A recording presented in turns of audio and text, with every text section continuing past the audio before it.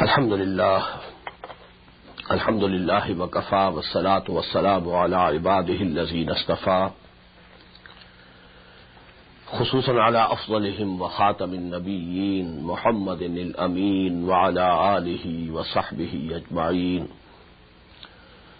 अम्मा बाद फ़क़द क़ाल अल्लाहु तबारक व तआला कमा वरद फ़ी सूरतिल बक़रह अऊज़ु बिल्लाहि मिनश शैतानिर रजीम बिस्मिल्लाहिर रहमानिर रहीम व मिनन नासि मन यक़ूलु आमन्ना बिल्लाहि व बिल यौमिल आखिर व मा हुम बिमुमिनीन युख़ादिऊन अल्लाह वल्लज़ीना आमनू व मा यख़दऊन इल्ला अनफुसहुम व मा यशऊरून फ़ी क़ुलूबिहिम मरदुन फ़ज़ादहुमुल्लाहु मरदा व लहुम अज़ाबुन अलीमुन बिमा कानू यक्सिबून। वक़ाल तबारक व तआला कमा वरद फ़ी अव्वल सूरतिल मुनाफ़िक़ून इज़ा जाअकल मुनाफ़िक़ून क़ालू नशहदु इन्नका लरसूलुल्लाह वल्लाहु यअलमु इन्नका लरसूलुहु वल्लाहु यशहदु इन्नल मुनाफ़िक़ीन लकाज़िबून। इत्तख़ज़ू अयमानहुम जुन्नतन फ़सद्दू अन सबीलिल्लाह इन्नहुम साअ मा कानू यअमलून ज़ालिका बिअन्नहुम आमनू सुम्मा कफ़रू फ़तुबिअ अला क़ुलूबिहिम फ़हुम ला यफ़क़हून। वक़ाल अज़्ज़ वजल फ़ी नफ़्सि सूरह सवाउन अलैहिम अस्तग़फ़रत लहुम अम लम तस्तग़फ़िर लहुम लन यग़फ़िरल्लाहु लहुम इन्नल्लाह ला यहदिल क़ौमल फ़ासिक़ीन। वक़ाल तबारक व तआला कमा वरद फ़ी सूरति तौबह इस्तग़फ़िर लहुम औ ला तस्तग़फ़िर लहुम इन तस्तग़फ़िर लहुम सबईन मर्रतन फ़लन यग़फ़िरल्लाहु लहुम। वक़ाल अज़्ज़ वजल कमा वरद फ़ी सूरति निसा इन्नल मुनाफ़िक़ीन फ़ी दर्किल अस्फ़लि मिनन नार सदक़ल्लाहुल अज़ीम। वअन अबी हुरैरह रज़ियल्लाहु तआला अन्हु क़ाल क़ाल रसूलुल्लाह सल्लल्लाहु अलैहि वसल्लम आयतुल मुनाफ़िक़ि सलासुन व इन सामा व सल्ला व ज़ामा अन्नहु मुस्लिमुन इज़ा हद्दस कज़िबा व इज़ा तुमिना ख़ाना व इज़ा वअद अख़लफ़ा मुत्तफ़क़ुन अलैहि। रब्बि इश्रह ली सदरी व यस्सिर ली अमरी वहलुल उक़दतम मिन लिसानी यफ़क़हू क़ौली। अल्लाहुम्मा रब्बना अल्हिमना रुश्दना व अइज़ना मिन शुरूरि अनफुसिना। अल्लाहुम्मा अरिनल हक़्क़ हक़्क़न वरज़ुक़ना इत्तिबाअह व अरिनल बातिला बातिलन वरज़ुक़ना इज्तिनाबह। अल्लाहुम्मा तह्हिर क़ुलूबना मिनन निफ़ाक़ व अअमालना मिनर रिया व अलसिनतना मिनल कज़िब व अयुनना मिनल ख़ियानह फ़इन्नका तअलमु ख़ाइनतल अयुन व मा तुख़फ़िस सुदूर। Ameen Ya Rabbal Alameen. Brothers and sisters and sons and daughters in Islam, Assalamu alaikum wa rahmatullahi wa barakatuh. As you know, today we have to discuss the subject of Nifaq or Munafaqah. And just like our discussion on Iman, we shall be discussing this subject under 10 headings. First of all, the simple definition of a munafiq. Who is a munafiq? Number two, what's the importance of nifaq?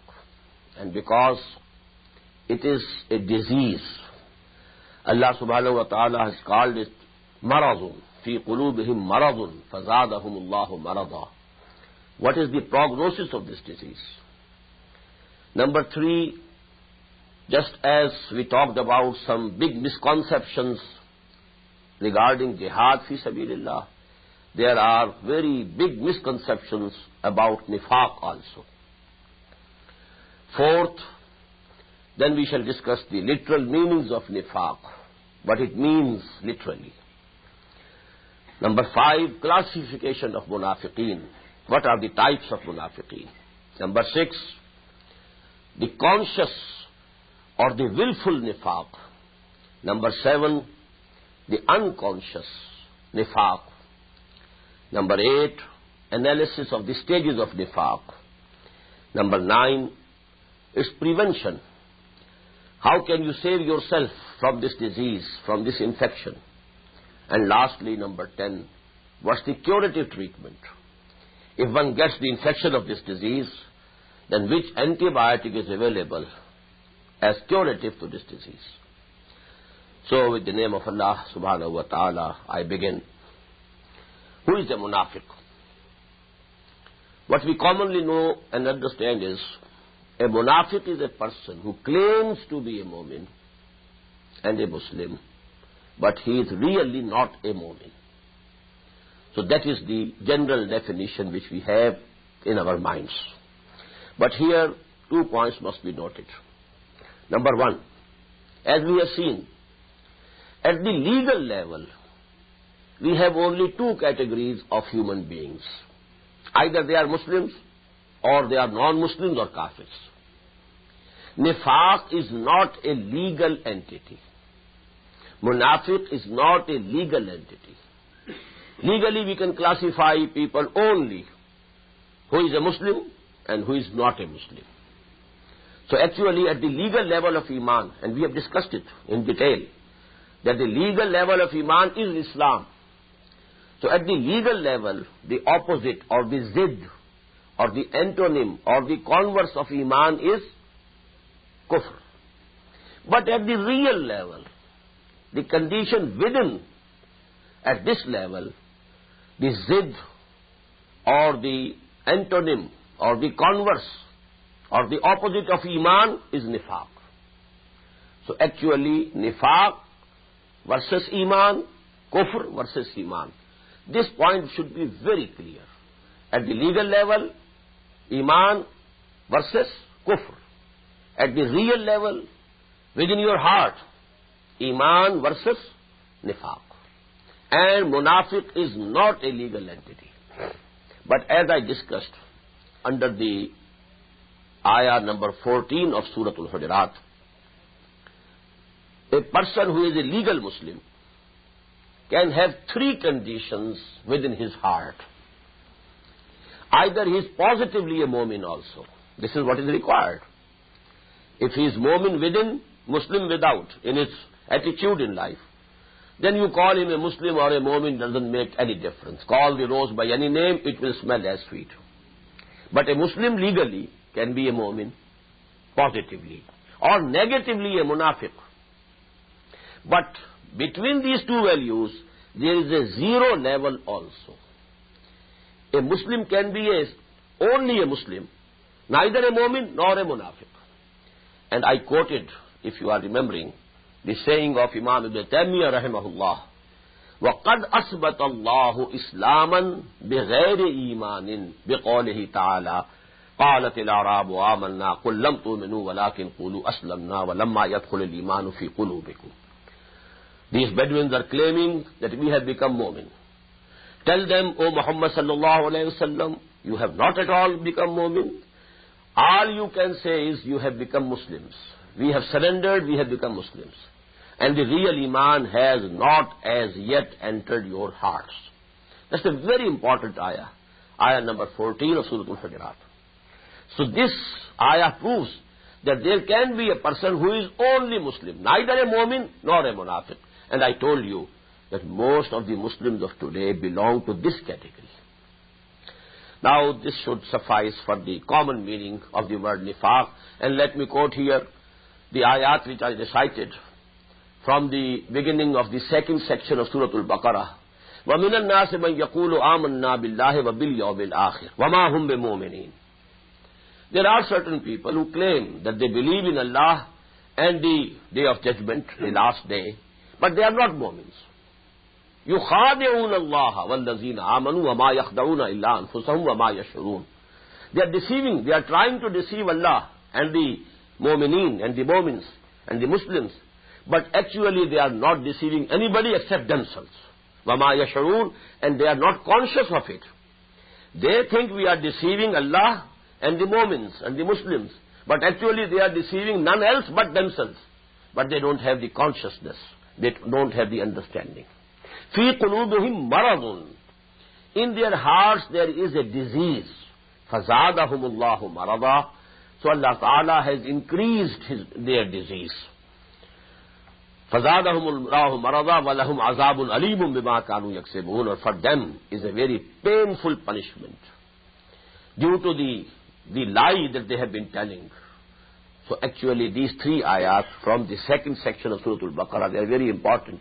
The common definition, someone claiming to be mu'min, but he is not really mu'min, so he is a munafiq. Now what is the prognosis of this disease? Now this terminology is from the medical science, because I have quoted the ayah, فِي قُلُوبِهِمْ مَرَضٌ. It's a disease. It's a pathology. And we have regarding every disease in the medical science, etiology, why a disease appears, what are the causes of that disease. Then symptomatology, what are the signs and symptoms of that disease. Then prognosis, can there be a recovery? What about the future? And what are the hopes of recovery? Or the disease is very deadly. Then how to cure it.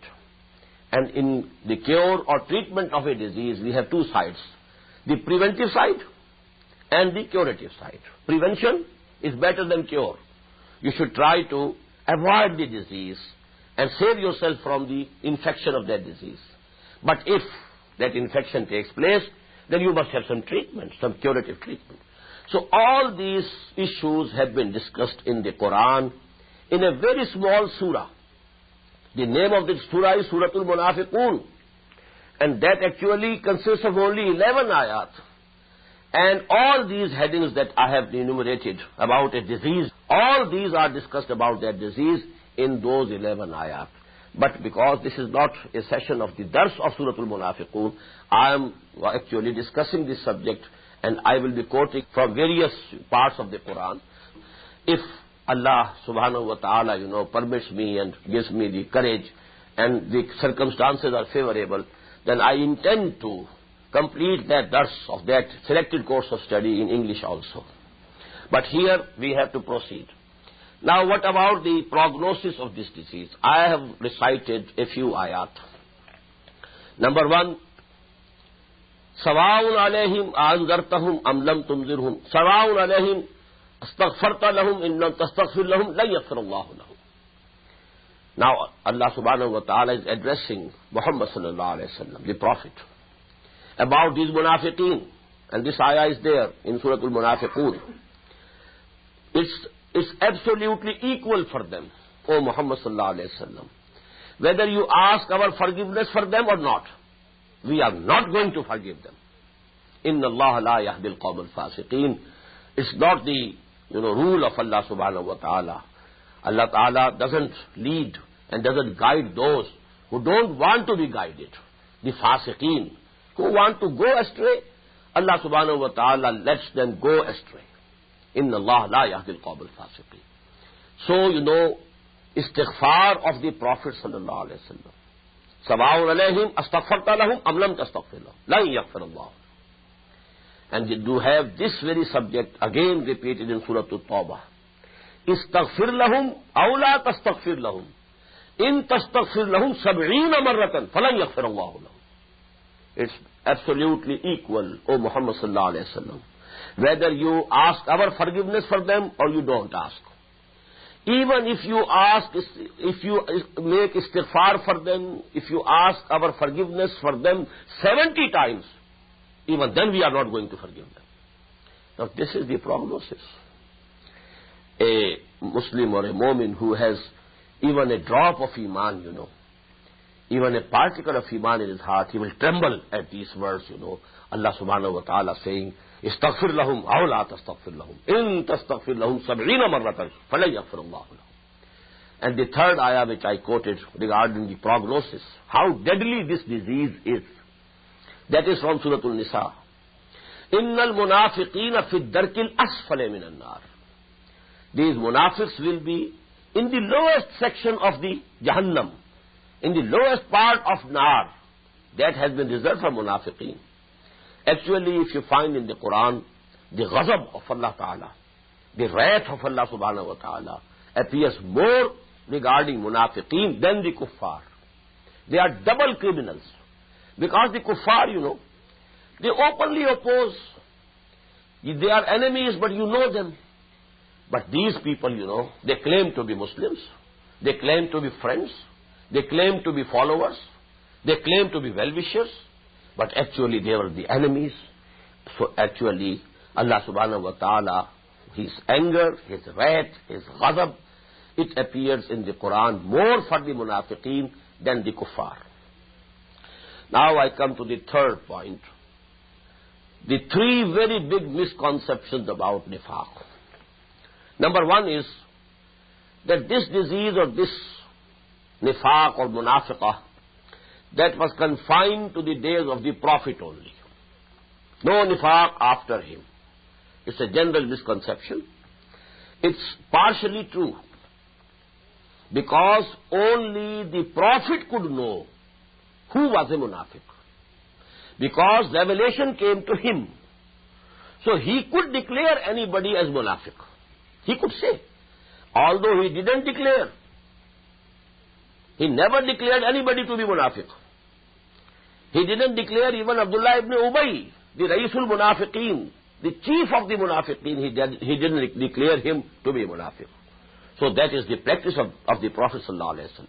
But we know that at least he knew who is a munafiq.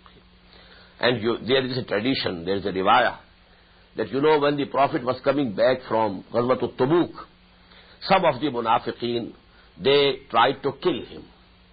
They ambushed him when he was passing through a very narrow, what should we call, valley. On both sides were mountains, and there was a very narrow, valley from which the Prophet ﷺ was passing. And there were some people with him.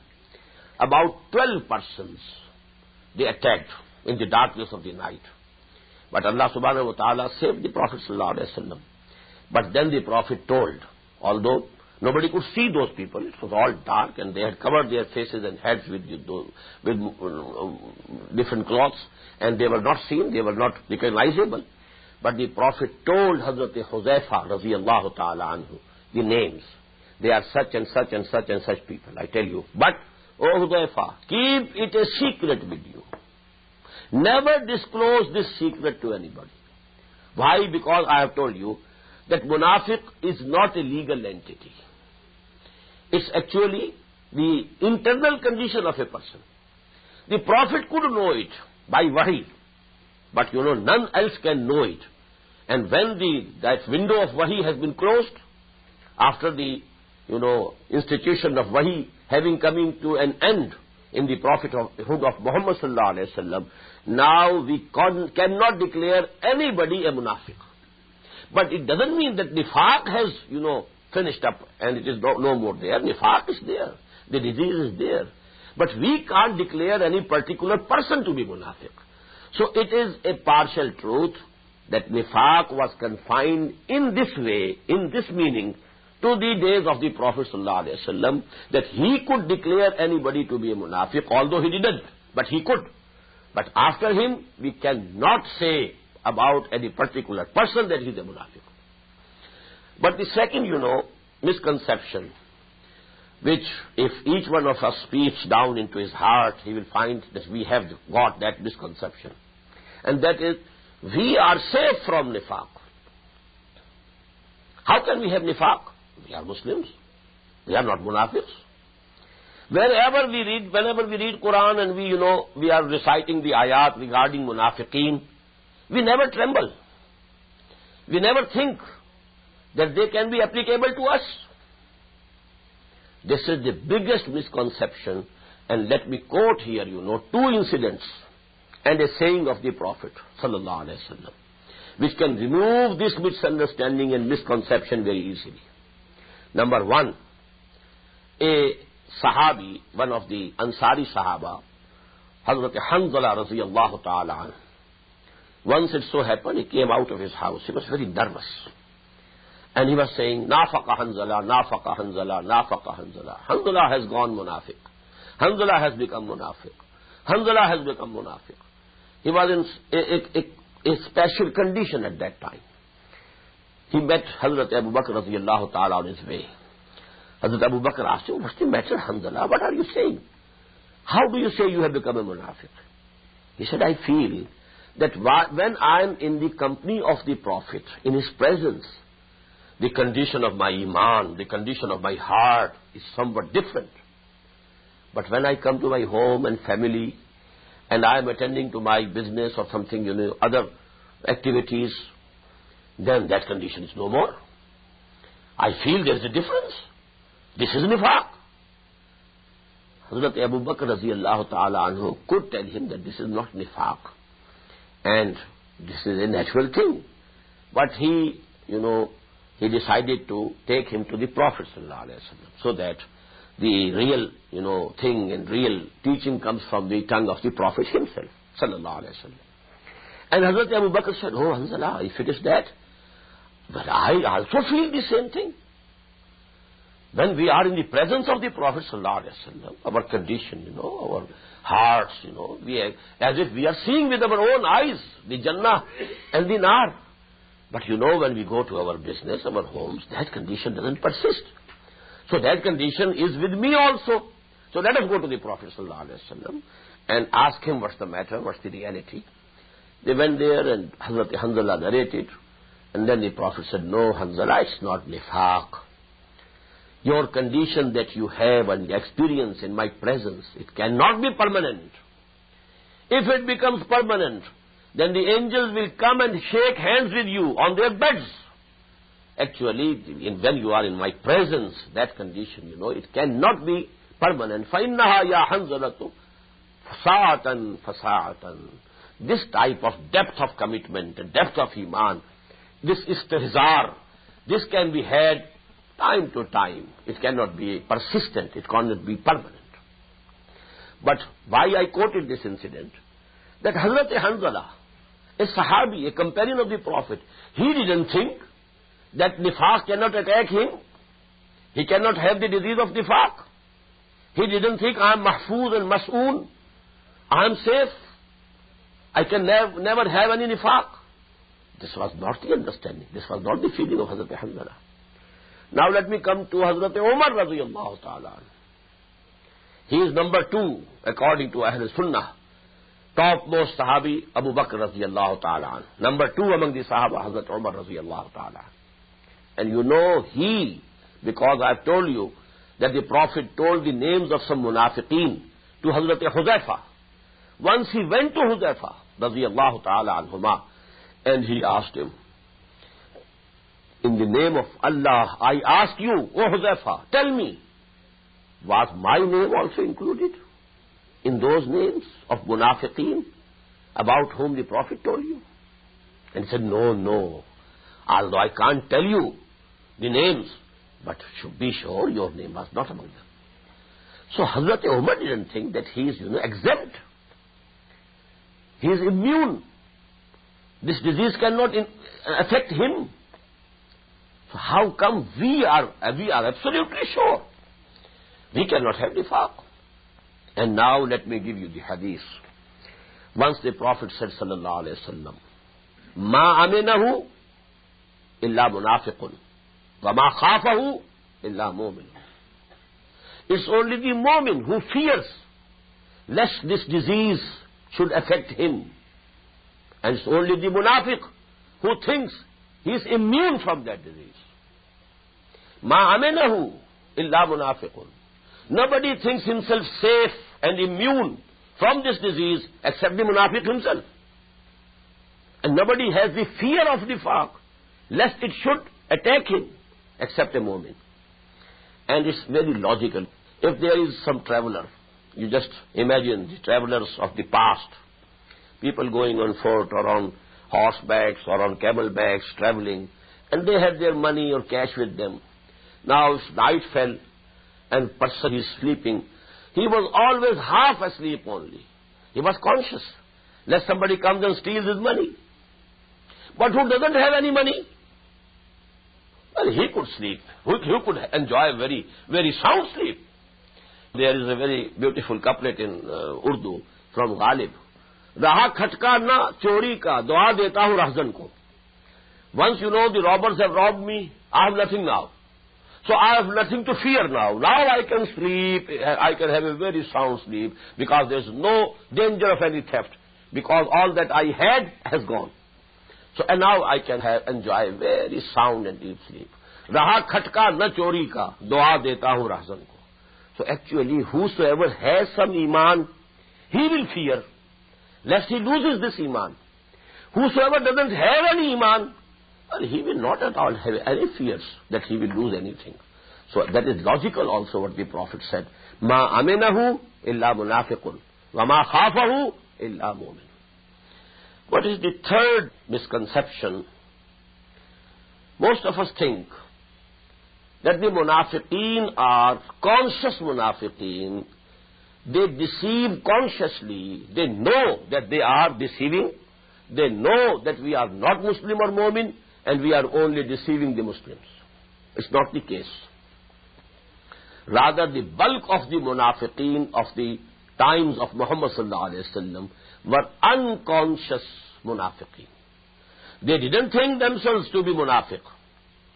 I will discuss this issue because it's very important in detail later on. Now we come to the fourth heading. What is the meaning of the word nifaq and munafiqah? In Arabic again the same thing, three-lettered root, nafaqun. Nafaqun is the underground tunnel which has two openings, two mouths we can say. This is nafaqun. And we have in the Quran also, وَإِنْ كَانَ كَبُرَ عَلَيْكَ إِعْرَاضُهُمْ فَإِنِ اسْتَطَعْتَ أَنْ تَبْتَغِيَ نَفَقًا فِي الْأَرْضِ أَوْ سُلَّمًا فِي السَّمَاءِ فَتَأْتِيَهُمْ بِآيَةٍ. This is Surah Al-An'am, ayah number 35. I'm not going to translate. You can yourself go and see the translation in the Quran. I only wanted to quote that this word appears in the Quran, nafaqun. Nafaqun means an underground tunnel which has two openings. And this was the rule in the ancient times. There used to be forts. There were the gates of the forts. But because if the enemy has captured, enemy is victorious, he is entering from the gates of the fort, where should the men go? The king or anybody there, the chief, he has to get some place, some way to get out. So they used to have tunnels, underground tunnels, and they were hidden, so that in times of emergency, they could run away through those tunnels, through those, surangs. We call it surang in Urdu. So actually, nafaq was a means of saving oneself in the event of defeat, and to escape through that tunnel. So that is nafaqun. And nafaqaun. That's the name given to the hole which zab. Zab, is a lizard in the Arabian desert. And the Bedouins eat it. It's a food for them. And they catch it through dogs. Now, Allah subhanahu wa ta'ala has given intelligence to all the creatures. All the creatures have, all the living beings have their organs of offense and defense. They want to save themselves. So Allah subhanahu wa ta'ala has given the zab, the intelligence, the hole that she or he digs in the ground, underground, he or she keeps two gates, two doors, two openings, so that if the dog is coming from this side, it could run and escape from the other side. And if there is danger from the other side, it runs away from this side. This is also nafaqah. Now from this is derived this loves nifaq and munafaqah. Who is a munafiq? Double-faced person. A munafiq who wants to save himself. I will discuss it, inshallah, in detail just now. Actually, what is the basis of nifaq? One wants to keep safe. He wants to keep his life safe, his money safe, his wealth safe. He doesn't want to spend these things in the cause of Allah subhanahu wa ta'ala. And for that, he makes excuses, he tells lies, or even on oath, and that is the condition of the munafiqeen. So this is munafiqah and mukhada. We have in the Quran, إِنَّ الْمُنَافِقُونَ يُخَادِعُونَ اللَّهَ وَهُوَ خَادِعُهُمْ. This is mukhada. They are deceiving Allah and the Prophet and the Muslims, and Allah is deceiving them. They are being deceived actually.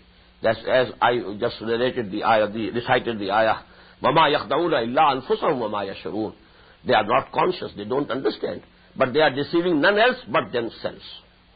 So these three words, nafaqun, nafaqao, and from that, munafaqah, bab mufala, and nifaq. This is actually the literal meaning of this word. Now, classification. Usually, our ulama classify nifaq in two categories. Just as shirk. Shirk fil aqidah, shirk fil amal.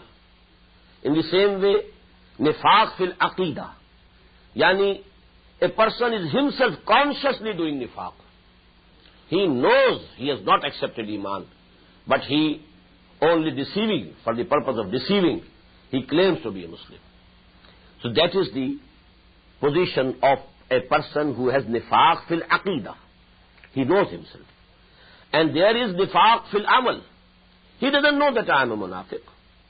He thinks he is a Muslim, a perfect Muslim, but he is munafiq. And I narrated the hadith that is muttafaqun alayh from Hazrat Abu Hurairah radiyallahu ta'ala anhu. The Prophet sallallahu alayhi wa sallam has been reported to have said, Ayatul munafiq salasun, wa in sama, wa salla, wa zama annahu muslim. There are three signs of a munafiq. If you find them, it means he is a munafiq.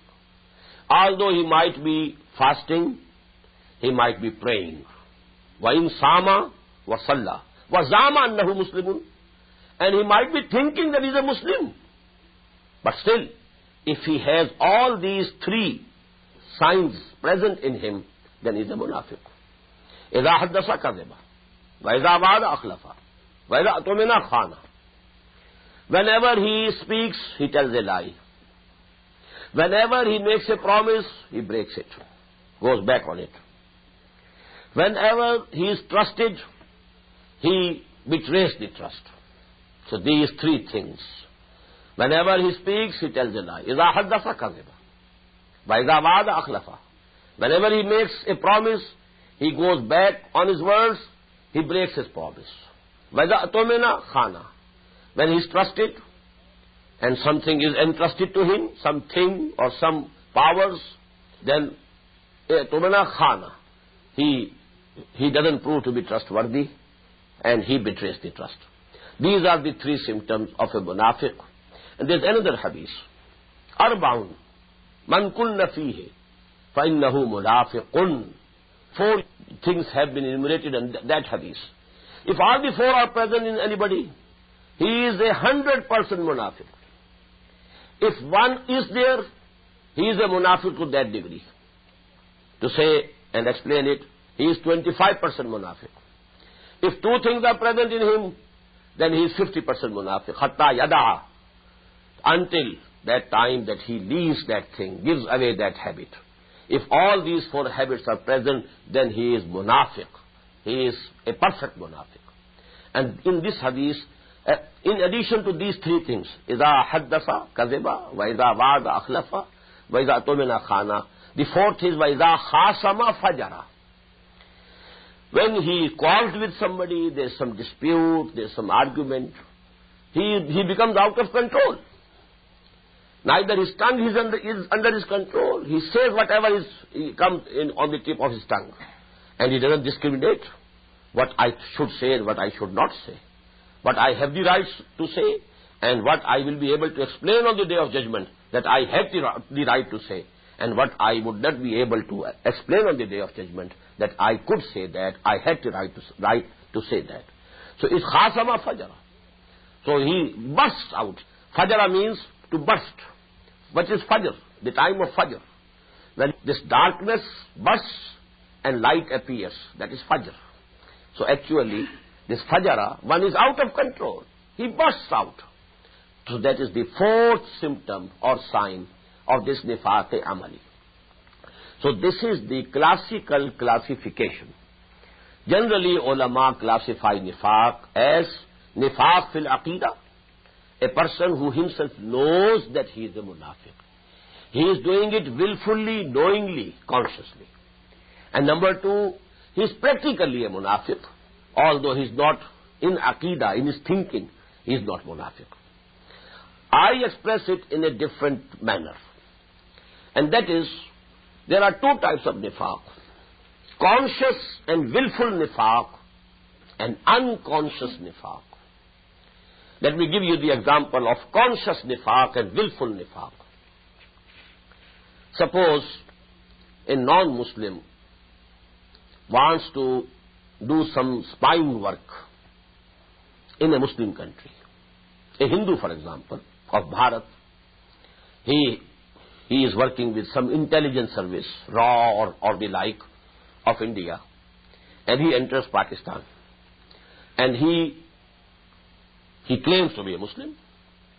He learns some Quran, he keeps a beard, all the appearance, and he has khatna also done, so that if it is seen and discussed whether he is a Muslim or not, he has that symptom and sign also present. Because these things have happened in Pakistan. In the border villages, it was revealed that a person remained as an imam of a masjid for several years. He was working as an imam of that masjid. And he was a Hindu, he was a spy, he was acting for the intelligence of India. So he knows that I am not a Muslim. Although he claims to be a Muslim, but he knows it, that I have only taken upon myself this garb, and this is only, I have to disguise myself so that I can do my work as a spy. He knows that I have never accepted Islam, I have never accepted the articles of faith, the iman that Islam requires. So this is conscious, willful nifaq, because people will take him to be a Muslim. Had he died before being arrested, he would have been buried in the Muslim graveyard, and the Muslims would have prayed for his janazah. So actually, because he was taken to be a Muslim. Now don't think it's absolutely theoretical. There is an example of such an incident in the time of the Prophet also, sallallahu alaihi wasallam. It's a group of the Jews of Medina. They hatched a conspiracy because they saw that whenever a Muslim, a person embraces Islam, he becomes Muslim. Come what may, he doesn't leave Islam. He doesn't become murtad. What was the condition in Makkah, People beaten like anything, dragged like the dead bodies of animals. But none of them went back from Iman to Kufr. They couldn't compel even a single person to go back from Iman to Kufr. So actually, this was the moral strength of Islam. Now the Jews, they hatched a conspiracy. To break this moral strength of Islam, we should embrace Islam in the morning. And we should keep near to the Prophet for the whole day. And in the evening, we shall declare, no, we have seen from within. It is nothing. There is nothing in Islam. We are going back. And you become murtad again. So that this moral strength of Islam is broken. We call it in Urdu, saakh. Saakh khatam ho jaye. ईमान की एक साख बन गई है, उसकी एक value है, उसके लिए they have value in their estimation that whosoever becomes a mu'min, he doesn't go back. There must be some very good taste in Iman and Islam, that a body, if he embraces Islam once, he doesn't go back. So to undo that and to break this status of Islam, this moral strength of Islam, they hatched the conspiracy. Now let me recite the ayah. وَقَالَتْ طَائِفَةٌ مِّنْ أَهْلِ الْكِتَابِ آمَنُوا بِالَّذِي أُنزِلَ عَلَى الَّذِينَ آمَنُوا وَجْهَ النَّهَارِ وَاكْفُرُوا آخِرَهُ لَعَلَّهُمْ يَرْجِعُونَ. This is ayah number 77 of Surah Al Imran. And so said some of the Jews, some of, min Ahl al-Kitab, some of the people of book, they decided, well, declare to be Mu'min, or whatever has been revealed to the Muslims. Yeah. That is, we accept Quran, we accept it is Wahi of Allah subhanahu wa ta'ala. What does it mean? We accept Muhammad sallallahu alayhi wa sallam as the Prophet, as the Messenger of Allah. So they come and enter the fold of Islam. Aminu billazi unzila ala allazina amanu wajhan nahar. Do it in the morning. Wakfuru akhirahu. And the same day, in the evening, you make kufr. You declare kufr. You say we are going back. We have seen from within. There is nothing. All that glitters is not gold. It appears to be very good from the distance, but now we came close and we have seen from very near, nothing. So that was the لَعَلَّهُمْ يَرْجِعُونَ. In this way we can hope that some of the Muslims will also return. Their faith will be shaken. Their confidence will be shaken. They will think, these were very knowledgeable persons. The Yahud, the ulama of Yahud, they came, they embraced Islam. They enjoyed the company of Muhammad sallallahu alaihi wasallam. For 2 hours, 3 hours, 4 hours, he remained with him. And then they were disillusioned. They were disappointed. Maybe there is something wrong with Muhammad sallallahu alaihi wasallam, which we can't see. So these doubts could crop up in the minds of some weak mu'mineen, people who were not very firm in their faith. They could shake the faith of some of the mu'mineen, and that was the objective for which they hatched this conspiracy. Now just imagine, a person declares Iman in the morning, and he becomes murtad, he goes back, declares kufr in the evening. For these 7 or 8 or 10 hours, he was taken to be a Muslim. Legally he became a Muslim. He must have prayed Zuhr with Muhammad sallallahu alaihi wasallam. He must have prayed Asr with Muhammad sallallahu alaihi wasallam. But he knows that I have not accepted Islam. So whatever he is doing willfully, consciously. He has not accepted Iman for even a single moment. So these are the examples of willful and conscious nifaq. A person knowingly that he is not accepting Iman or Islam, he only declares to deceive people. This is the willful or conscious nifaq. And Quran also says about them, وَقَدْ وَإِذْ جَاءُوكُمْ قَالُوا آمَنَّا وَقَدْ دَخَلُوا بِالْكُفْرِ وَقَدْ خَرَجُوا بِهِ وَاللَّهُ عَالَمُ بِمَا كَانُوا يَكْتُمُونَ. When they entered with kufr. They were entering Islam, from kufr to Islam. But they entered with kufr. And they then went out with kufr. وَقَدْ دَخَلُوا بِالْكُفْرِ وَقَدْ خَرَجُوا بِهِ. Not for a single moment they had the real Iman. They never tasted the Iman for even a single moment. Now this is the conscious or willful nifaq. Opposed to it, in contrast to it, the bulk of the munafiqeen of the time of Muhammad sallallahu alaihi wasallam, they were unconsciously munafiqeen. They accepted Iman sincerely. Please note, I am saying these words consciously, knowing what I am saying. They accepted Iman sincerely. But there are always 2 types of persons. 2 types to divide them mainly, but there are so many degrees in between them. There are people who have strong willpower, who accept something and then they are ready to live for it, die for it. Har ke baad abad, come what may, we have accepted it. Now come what may, we are with it. These are the people of character. They are ready to sacrifice anything. When they have accepted something consciously, now this is our faith, this is the ideology that we have accepted, now we are ready to sacrifice anything for it. But there are weak people also. Their willpower is not so strong. They find it difficult. They want to be good people. But to make sacrifice, it appears to be difficult. They are caught in between 2 things. On the one side, they want to be good. They want to be saved from the fire of hell. They want to enter paradise. They want salvation in the hereafter. But they don't want to lose here also. Don't want to make any sacrifice in this world also. They want both. Actually, this is the thing which makes some people, after coming towards Iman, then they retrace their step one by one. Go back, they return. But this returning is not legal. They don't declare that we are leaving Islam. Within the legal Islam, they are going back, returning step by step. I will explain it inshallah. But first of all, you catch this point.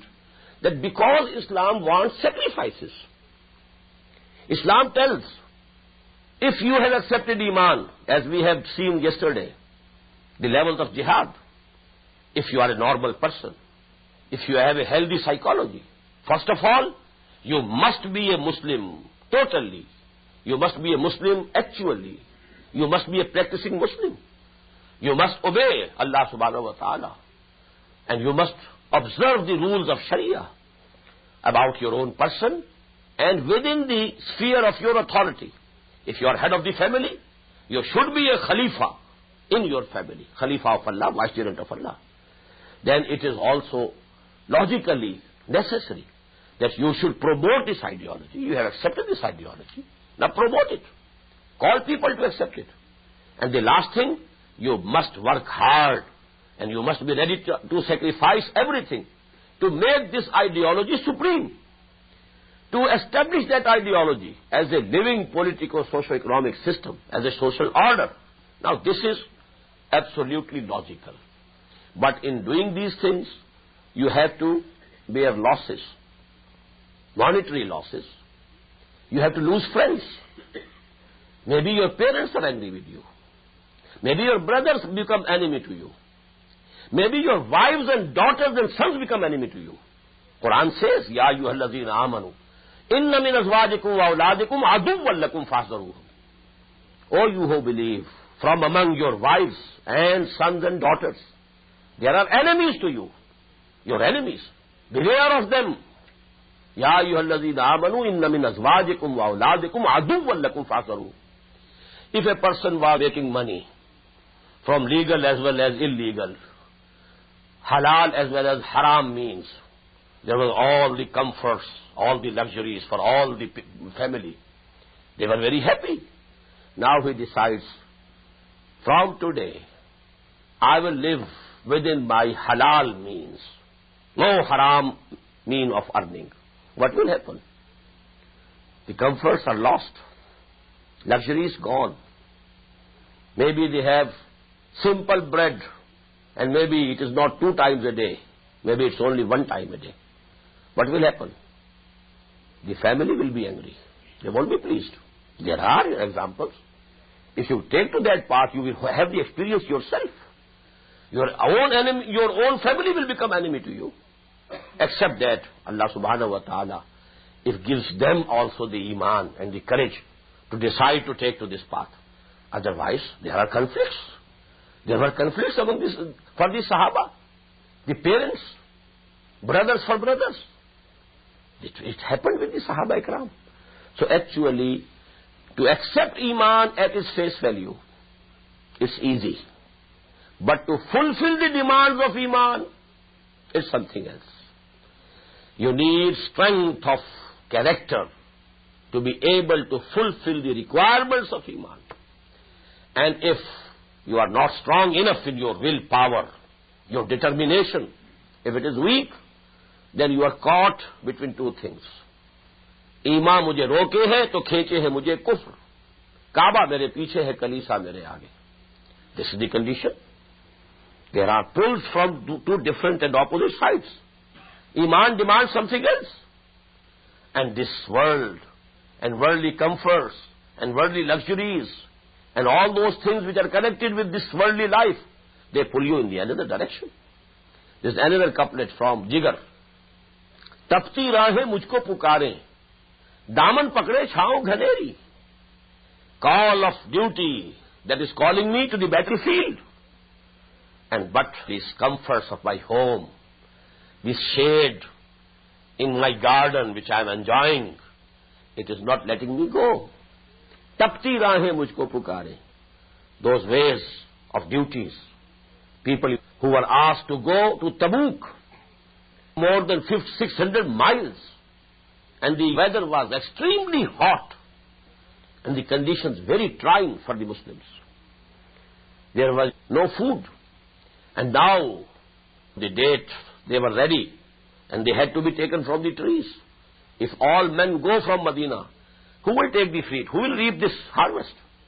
This should also, maybe it is lost. So this was the test to which the Sahaba Ikram were pulled. तख्ती राहें मुझको पुकारे. Muhammad is going towards Tabuk sallallahu alayhi wa sallam. And with him the Ahle Iman. But there were people. And there are examples, 3 of them. They were sincere moments. Ka'b ibn Malik, radiyallahu ta'ala an, and 2 of his companions. And they, when Muhammad returned from Tabuk sallallahu alayhi wa sallam, they accepted that there was no excuse. Only these comforts, homely comforts. They tied our legs, we couldn't go.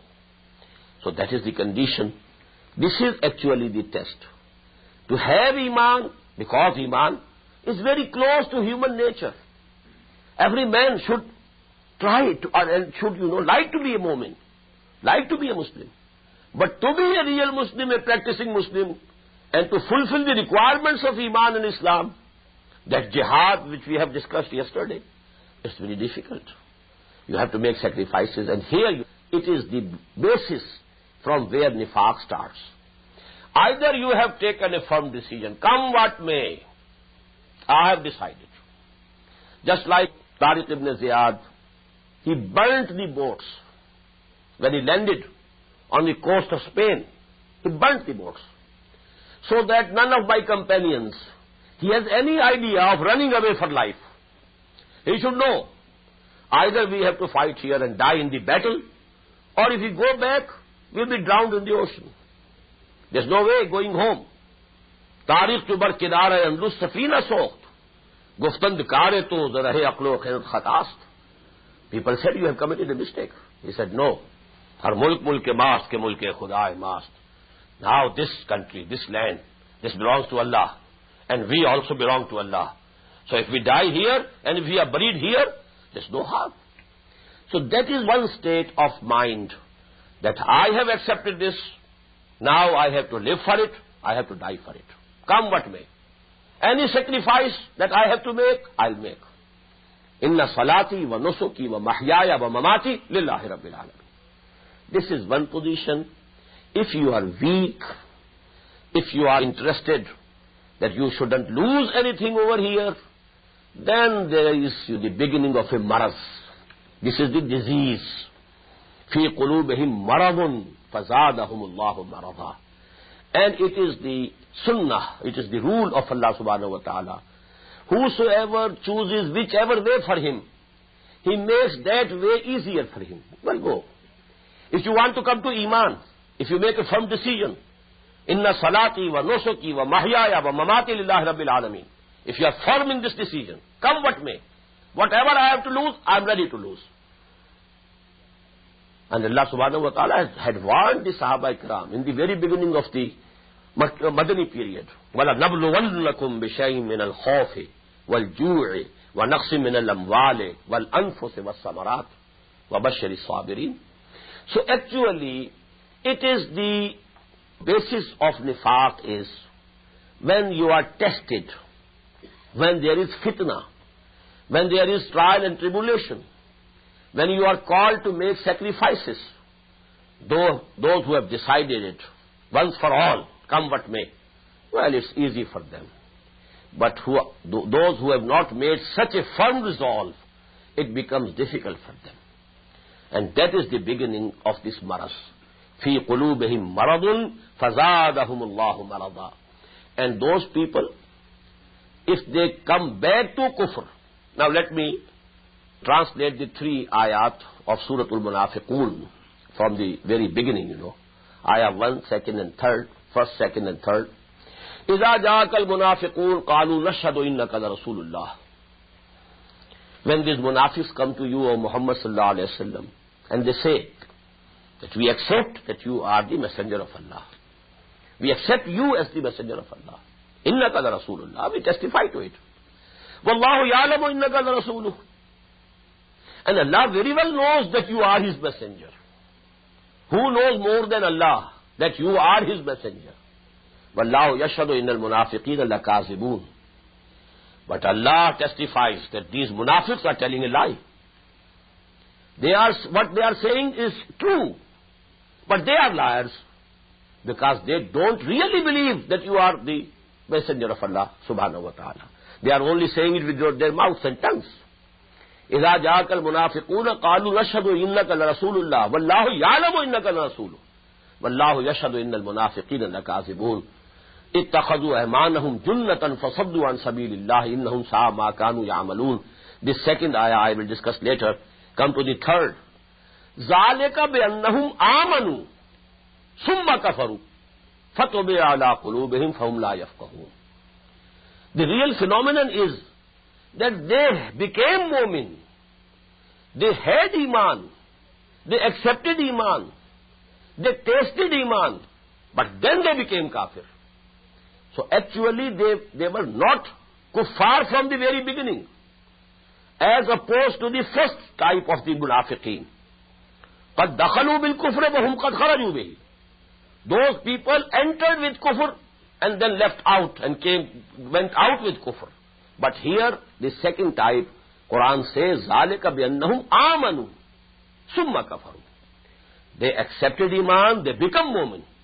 But ثُمَّ كَفَرُوا, then they became kafir. But they didn't become kafir legally. They never declared it that we are going back to kufr. They remained within the legal fold of Islam. It was within the legal fold of Islam that the real iman gone, and actually now at their hearts they are kafir. ذَلِكَ بِأَنَّهُمْ آمَنُوا ثُمَّ كَفَرُوا فَطُبِعَ عَلَىٰ قُلُوبِهِمْ فَهُمْ لَا يَفْقَهُونَ.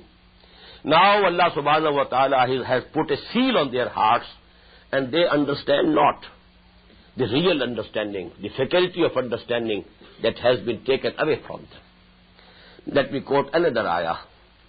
This going back from iman to kufr, and please note, not legal kufr. They were not murtad, they remained Muslims. But within their hearts, they become kuffar. But they had accepted iman. This was not a sudden change.